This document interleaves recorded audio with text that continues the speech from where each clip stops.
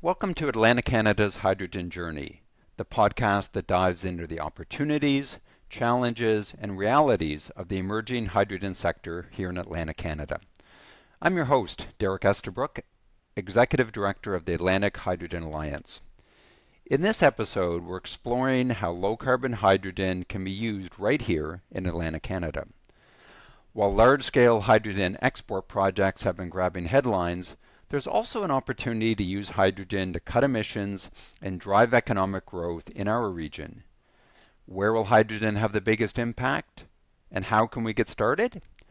To help answer these questions and more, I'm joined today by Dr. David Layzell and Sandy Schembri.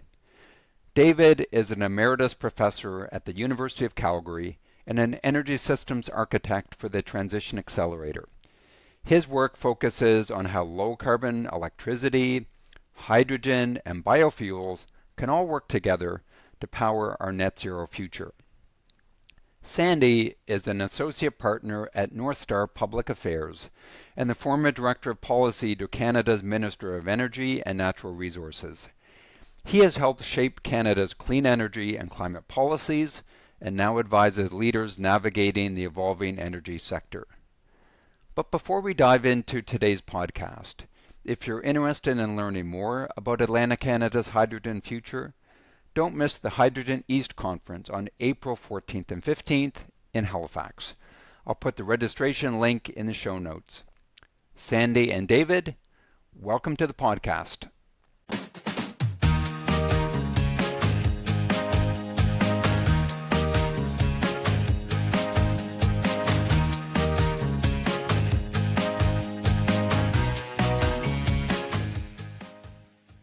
So Dave, to kick us off, can you tell us a little bit about your work in the domestic hydrogen sector? Yes, for a number of years now, I've been trying to identify the sectors and locations across Canada where hydrogen makes sense makes the most sense as a zero-emission energy carrier for the transition of Canada to a net zero future. And when a promising opportunity arises, what we've been trying to do is to work with innovative companies, with governments, and some academics to set up pilots and demonstration projects. And we've done this, for example, in hydrogen fuel cell buses, trials in Edmonton and Strathcona in Alberta, hydrogen use in heavy-duty trucks and locomotives, and also hydrogen for space heating in commercial buildings, and in maybe a number of new ways to make, store, and transport hydrogen when it has really low greenhouse gas emissions. Great. Thanks, David. And Sandy, you've worked on hydrogen more from the policy side. So can you share a little bit about some of the work that you did while you were in the public sector? Yeah, that's right, Derek. So my entire experience in the hydrogen domain came from my time as Director of Policy to Minister Jonathan Wilkinson at Energy and Natural Resources Canada, where we were new to hydrogen as well. You know, this was a new opportunity that emerged during his tenure in that office, and primarily as a result, in my view, of the Russian invasion of Ukraine and Europe's renewed interest in accelerating their transition away from Russian sources of oil and gas, but also really enhancing their energy security and their climate ambitions. And so we worked very closely with the government of Germany to launch the Canada-Germany Hydrogen Alliance. At the same time, the United States had introduced the Inflation Recovery Act, which provided some very generous incentives to hydrogen producers under the 45V credits. And at that time, Canada was in a position to ensure that we could seize the opportunity associated with this emerging global market, and had to quickly introduce something that would allow Canadian hydrogen producers to remain competitive. And so we worked closely with the Department of Finance on establishing the Clean Hydrogen Investment Tax Credit. Interesting. Thanks. So Dave, we hear a lot about clean electricity and about electrification. But can you tell us a little bit about why we can't just electrify everything, or what makes hydrogen essential in the net zero transition? Well, as a zero emission energy carrier, electricity, actually zero emission electricity made without carbon emission, is actually incredible. And it's ideal for so many different end use applications, but it does have its limitations. It's really expensive to store, especially if you want to do it in large amounts, so over long periods of time. Batteries are heavy and they can take a long time to recharge. So if you need to get in and get recharged quickly, if you're traveling, for example, with heavy vehicles or trains, that's a problem. It's also expensive to move really long distance, especially in very large amounts. In fact, you can moving large amounts of energy. It's cheaper to move energy as a chemical in a pipeline than it is to move it in wires. And there's also low-cost, zero-emission electricity, is from renewables, but the generation, of course, of renewables tends to be intermittent, and often with strong seasonal trends. So it doesn't always work. In our current energy system, electricity accounts for 20 to 25% of our end-use demands, with 75 to 80% being chemically based energy.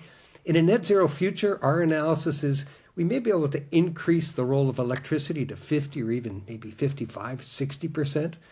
But where are we going to get the rest of the energy we need? And this is where hydrogen and biofuels come in as chemically based versions of zero emission energy carriers to help meet society needs for low carbon energy.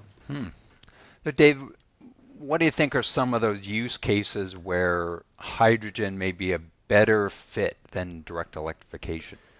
Well, a number of them. For example, heavy-duty Class 8 trucks, especially if they're long haul. This is very difficult for battery electric vehicles to meet that sector's needs. Locomotives, again, really, especially in the freight locomotives, but also in trains that are used for commuting trains. Municipal bus fleets, especially if you're talking the 40-foot to 60-foot buses that are requiring 200 or more kilometers per day, and especially in winter when you're going to need energy to heat the bus as well as drive it. Marine applications, although for bigger ships, ammonia seems to be more likely to the zero emission fuel of choice. There are some applications where we may find that hydrogen is actually can work as compressed hydrogen or liquid hydrogen. Off-road equipment, we're talking farms, construction, mining. Again, some cases hydrogen or ammonia, which is made from hydrogen, can be a zero-emission energy carrier. And maybe in the long term, jet fuel. Right in the short term, we're probably looking at biofuels really dominating as a sustainable aviation fuel because it takes a long time to change over infrastructure in long-distance air transport around the world. But I think in the long term, hydrogen's very light and it could be an ideal jet fuel. In fact, liquid hydrogen's a rocket fuel now. So, perhaps it's only coming back to one of its origins. And I think there's also potentially some roles in industrial heat and even space heating for large commercial buildings in certain areas of Canada that might make sense. So that's a lot of potential uses. Many of them are somewhat niche. So if we look ahead, do you think hydrogen in Atlantic Canada is going to be used, broadly by Atlantic Canadians the way, we think about, battery electric vehicles or electric heat pumps in our homes? So do we think we're going to be using hydrogen very broadly like that, or do you think realistically that the applications for hydrogen here in Atlantic Canada might be more limited? Well, I think if the energy systems of Atlantic Canada and other parts of Canada are going to achieve net zero, hydrogen and its derivatives like ammonia, for example, will need to play a fairly significant role. I think it's important to recognize that, energy transitions are rarely, if ever, really driven by the free market. I consider that the major features that define Canada's current energy systems today, for example, large hydro in Labrador and Quebec, and Manitoba and BC, the nuclear power in British Columbia and Ontario, Trans-Canada Pipeline that brings natural gas to Eastern Canada, and development of in-situ oil sands. All of these were basically led by visionaries in government. We're wanting to make a better Canada. And really, that's where we are today. I think what we need to do in order to make hydrogen, actually to achieve net zero, it's not only just about hydrogen, it's about our other major transition to energy, zero emission energy carriers. What we need is a shared vision and government leadership for a compelling net zero future. And without it, we're not really going to transform our energy systems. So it does require developing a shared vision for what is the strategic role of hydrogen, and then basically government leadership to help basically take a leadership role where industry can follow through and do what industry does best. Right. So Sandy, so thinking about all of these different applications that David has outlined for hydrogen, the reality is it's still a new concept for a lot of people. So thinking with your policy hat on, what do you think needs to happen to help the public kind of better understand its role in our energy future? Well, first and foremost, I agree with David that we need visionary leaders in the public sector. So individuals like my former boss, Minister Jonathan Wilkinson, his provincial counterparts. We've had premiers throughout Atlantic Canada, most notably Premier Tim Houston, Nova Scotia, Premier Andrew Furey in Newfoundland and Labrador, speaking about the economic potential for their respective jurisdictions.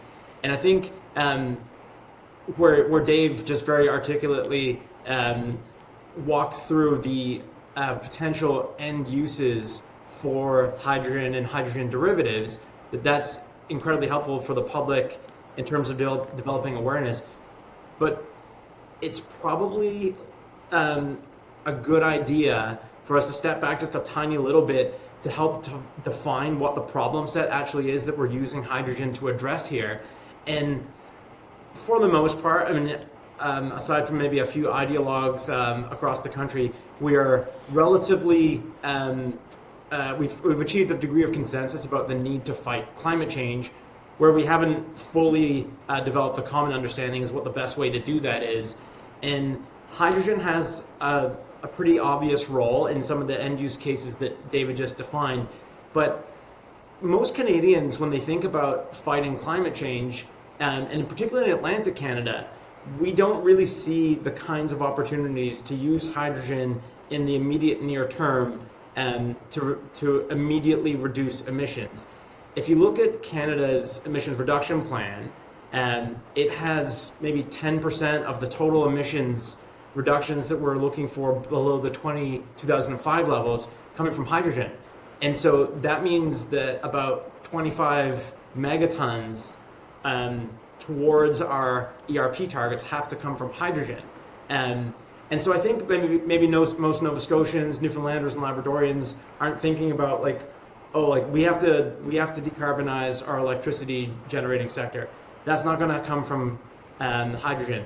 We have to get combustion engines off the road. That's not going to come from hydrogen. So I think what's really important to define what role hydrogen will play and what role it won't play, and then how do jurisdictions in Atlantic Canada actually participate in the hydrogen supply and value chain. And that's, from my perspective at least, more likely to come from the production of green hydrogen, production of green ammonia, given the potential to generate low-cost renewables from wind, from solar, from other sources in Atlantic Canada.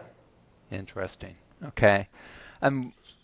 One of the big challenges that I often get involved in my role as executive director of the Atlantic Hydrogen Alliance is trying to solve this chicken and egg dilemma, where we've got this challenge of developing, supply and demand. So we need production, but it's hard to build production without demand, and it's hard to build demand for hydrogen in Atlantic Canada without, the availability of consistent and reliable supply.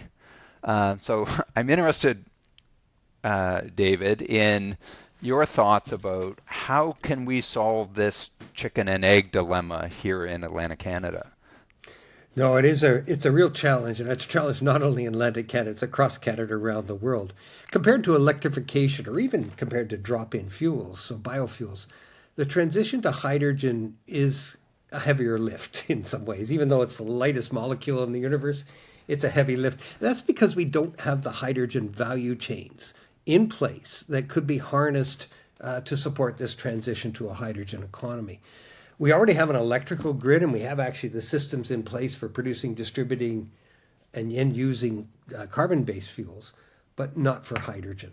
And like any chain, the hydrogen value chain is only as good as its weakest link.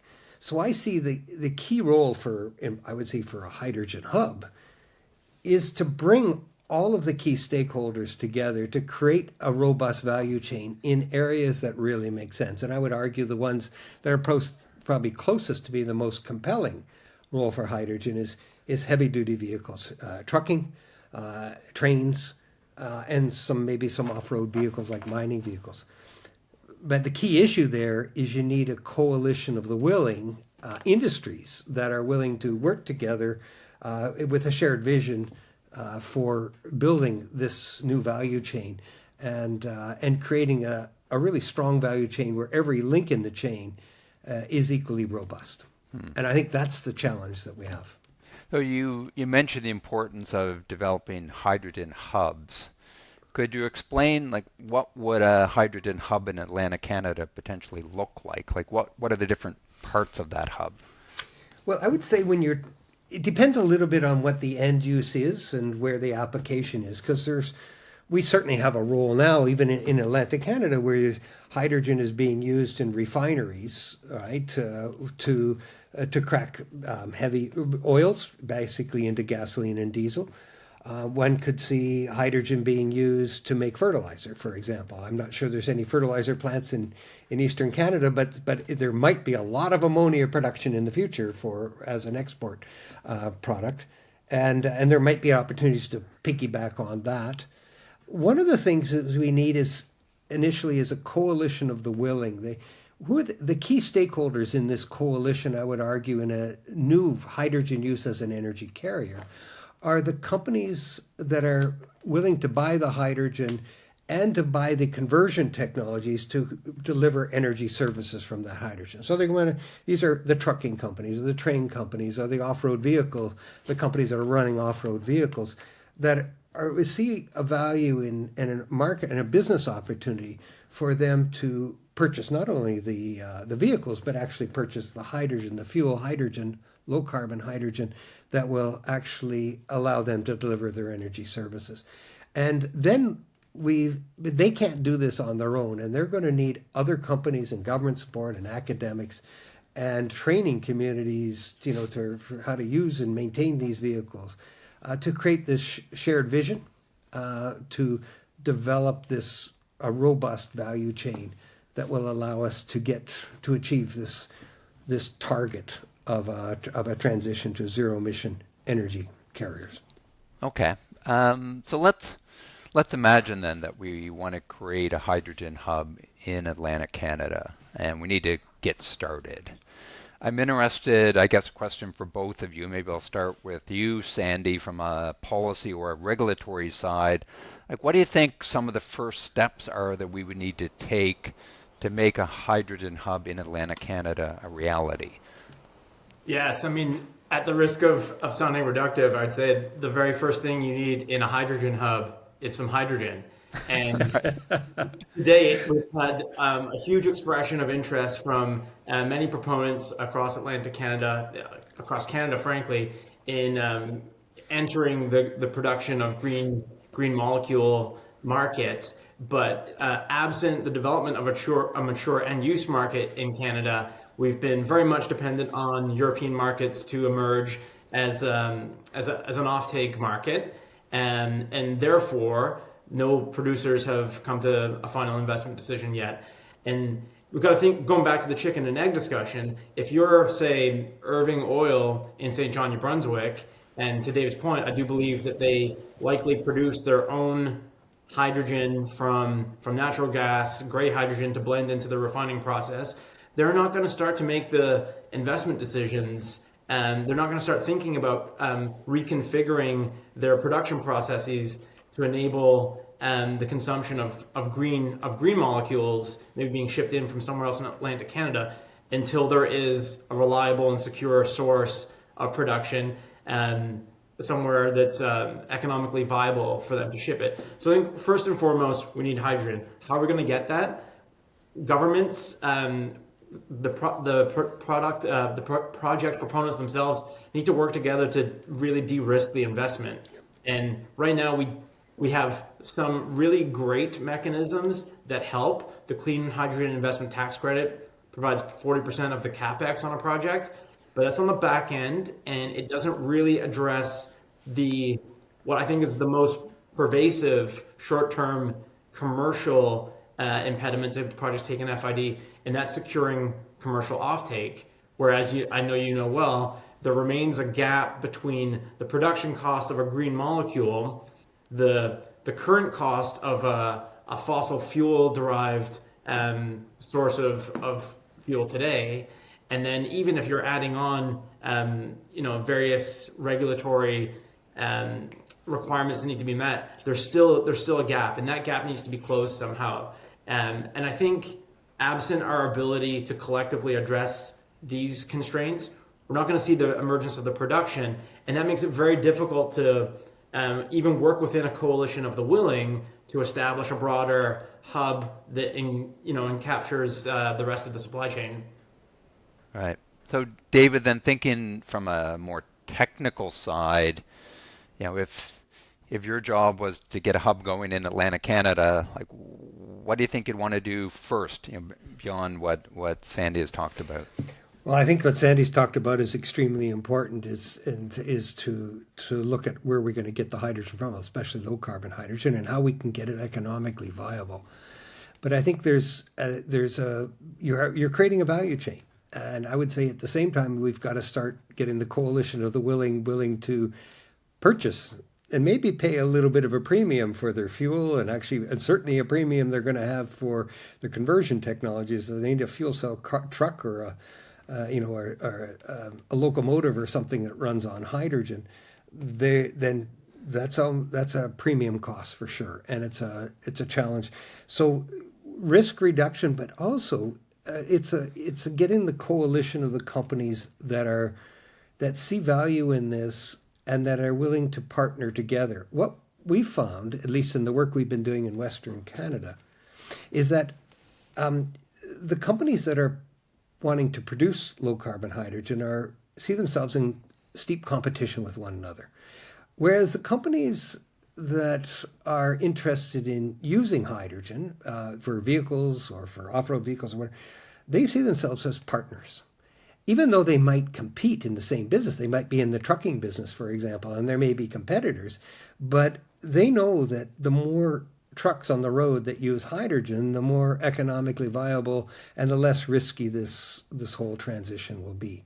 And I think a key thing that I would encourage for the Atlantic Canada hydrogen, emergent of Atlantic Canada hydrogen hub, is really to focus again on the entire value chain, but really a strong focus on trying to identify who are the companies that are willing to take a little risk, when obviously they want some government's going to help them to reduce that risk, but that are willing to actually try hydrogen out to basically help in developing a branding around the value of hydrogen as a transition fuel, a net zero fuel for the future. And I think getting a strategic mass or critical mass of companies together with demand that is significant will help to bring down the price of the hydrogen supply and actually create the other key components in a value chain of the transportation and storage,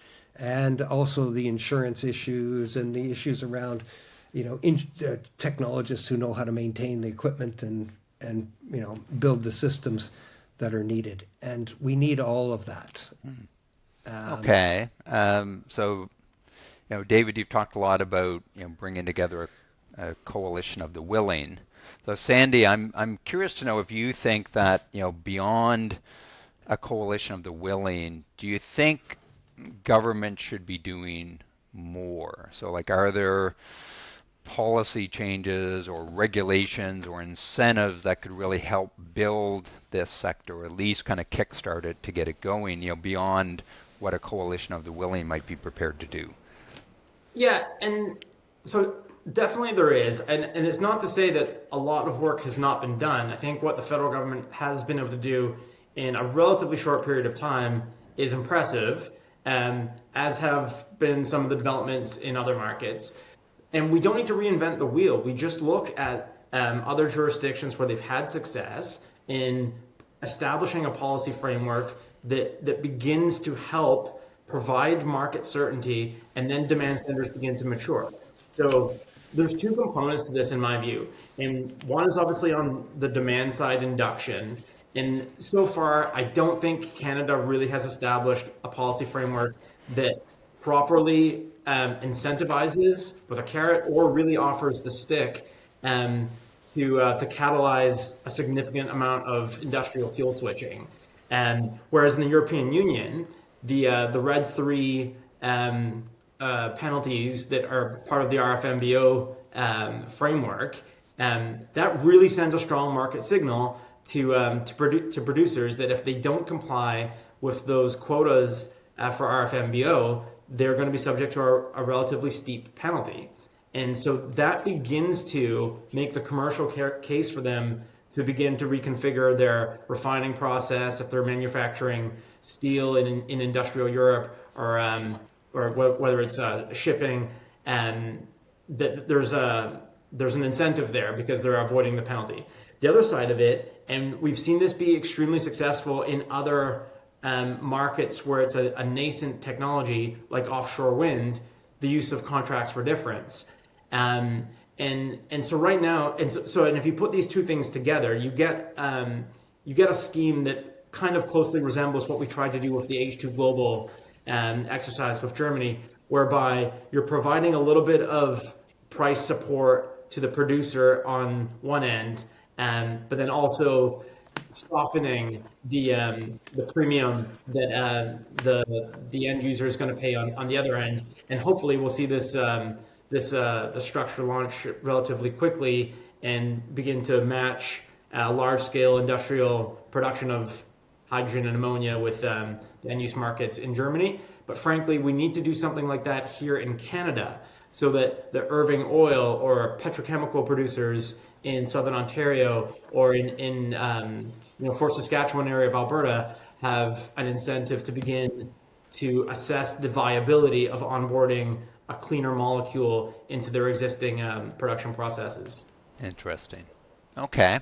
Well, we have covered a lot of ground in a short period of time here. So I want to wrap up with a big picture question, and I'll ask this of both of you, but I'll start with you, David.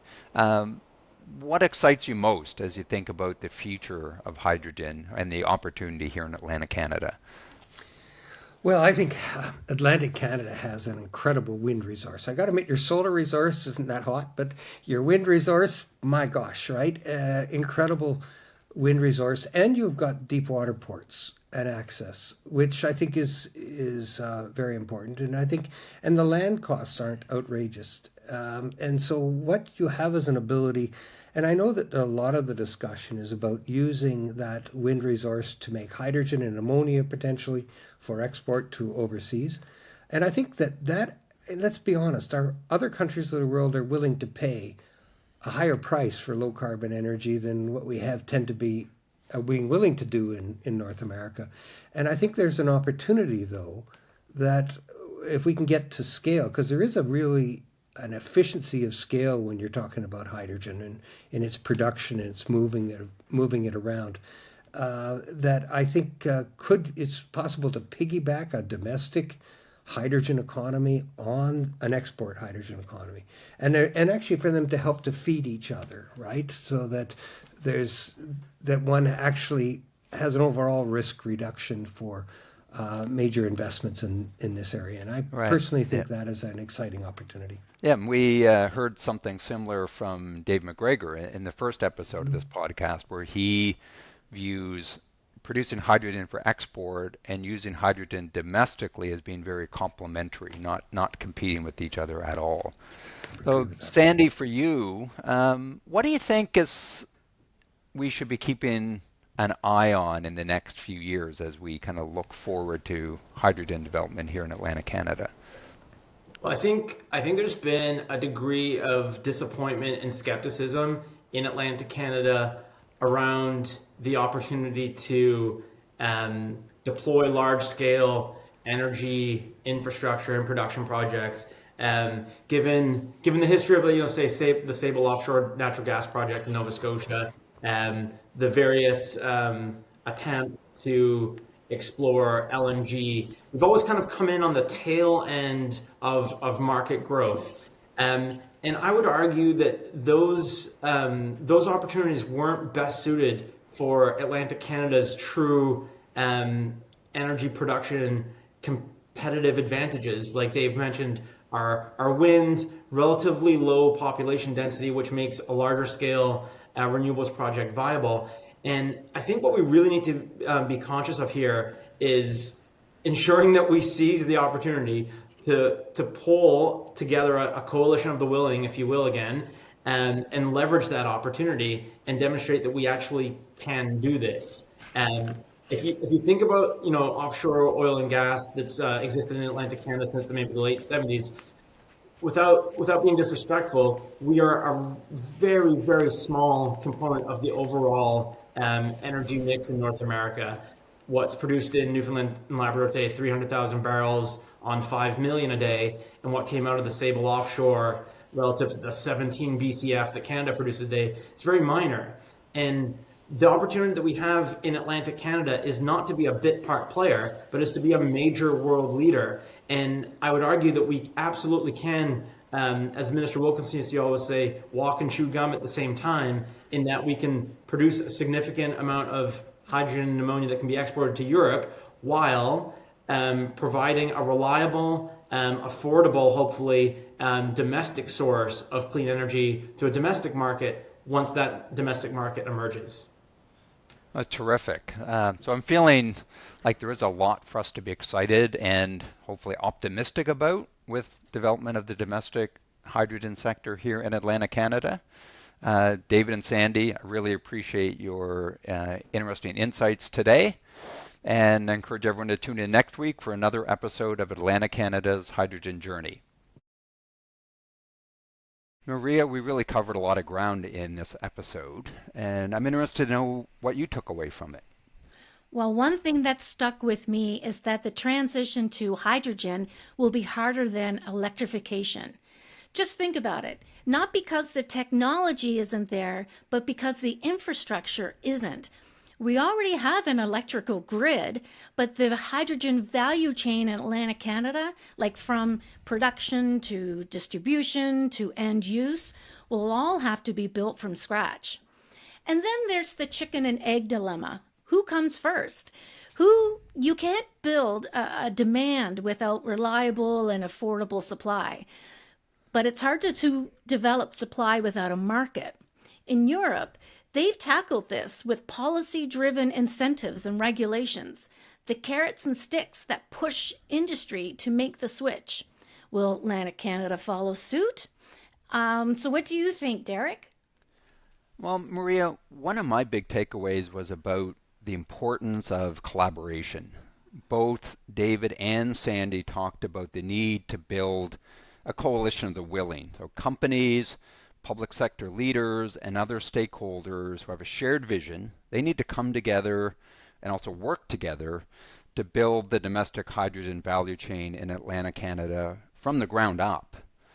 And then I also thought Sandy made an important point that the hydrogen sector in Atlantic Canada should keep top of mind.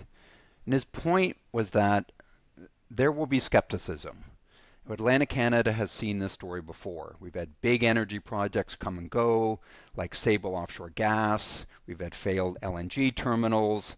So our region has this history of early optimism and then disappointment.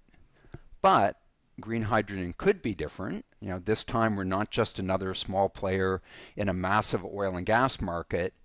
Instead, by getting in early, we really could be world leaders in green hydrogen, but it's going to take work and perhaps shovels in the ground to turn some of those skeptics into believers. So those were my two big takeaways, Maria.